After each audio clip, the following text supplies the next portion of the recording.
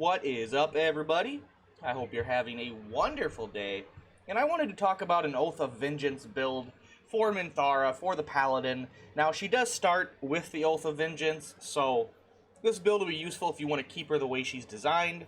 Obviously, you can change her up and do whatever you want with her, but I think this build is really strong, and with Paladin being so good in the game, Paladin is one of the best classes in the game, I would say.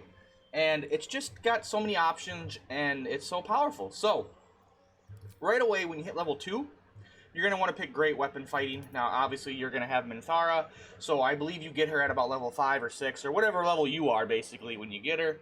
So, Great Weapon Fighting is where you want to go, because we're going to use two-handed weapons. And you're going to pick her level 3 stuff. She does get the awesome...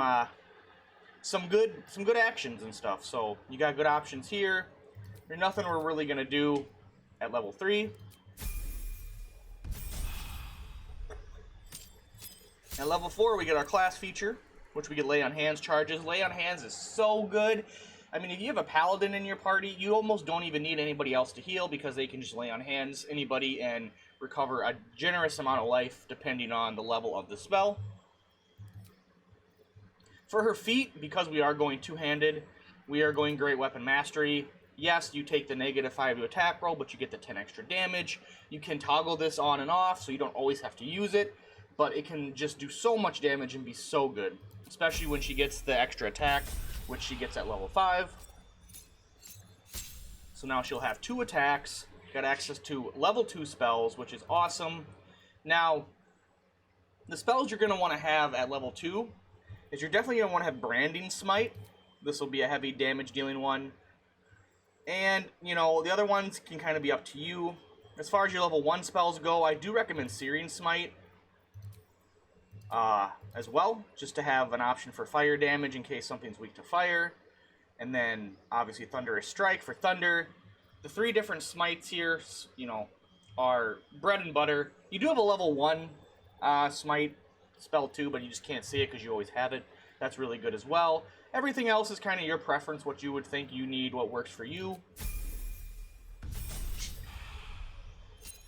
Now we're level 6. Do keep in mind this guide is levels 1 to 8, so, you know, I'm not going to go up to end game and cover the total top end of it, because, you know, by the time you get to levels 10, 11, 12, you're so powerful. I mean, it don't even really matter what your build fully is. You know, you can pretty much get by with almost anything by that point if you've already have a solid foundation, you know, which is what this is kind of about.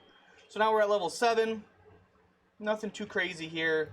And that's the kind of the theme with the Paladin. You don't really get too many power spikes, but when you do get them, they are amazing. Then we get our level 8 feat. Now, we did take Great Weapon Master. I would highly recommend ability improvement.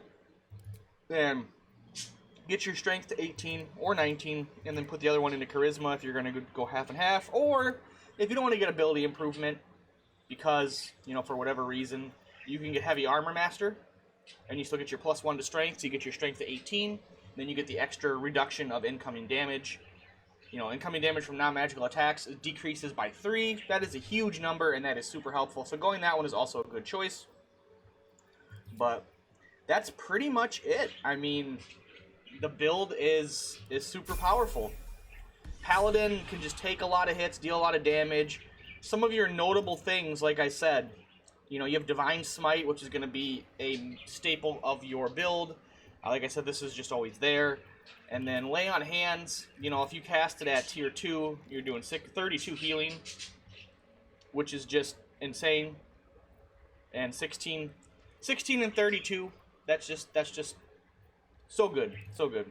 You got your Oath charges, Inquisitor's Might, Vow of Enmity, and Abjure Enemy. These are situational, but they're also good. But you're just going to be spamming Divine Smite, Branding Smite. That's what you're going to be using with the double attack. And you're just going to be chunking dudes down. So hopefully this guide was helpful. You know, it was more geared towards new players, people that just got Minthara.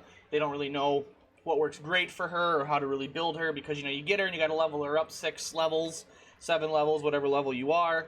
But Paladin is the way to go, and just keeping her as a Vengeance Paladin works.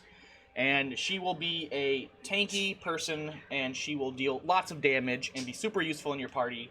So if you got any questions about her, though, let me know. Drop them down below. What do you think works good for her? What build do you enjoy? You know, there's obviously more than one build that works. And as always, thank you guys so much for watching, and I hope to see you in the next one. Until then, later, guys. Peace out. Have a good one.